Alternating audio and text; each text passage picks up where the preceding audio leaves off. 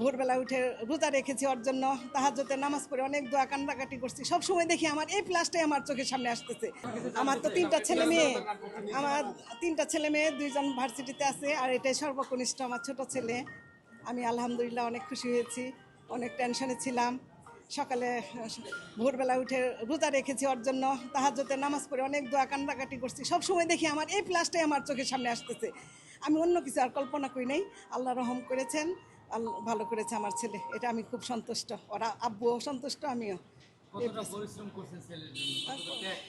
ত্যাগ তো করেছি সবসময়, এই স্কুলে আসা অবধি, টিফিন দেওয়া, তারপর পিছনে থাকা, রাত জেগে পড়া, ওইটা বারবার উঠে দেখা কিভাবে পড়তেছে, ঘুমাইলো কিনা, মশারি টানাইলো কিনা, এটা সব সময় খেয়াল করেছি। আর আব্বু আর আমি।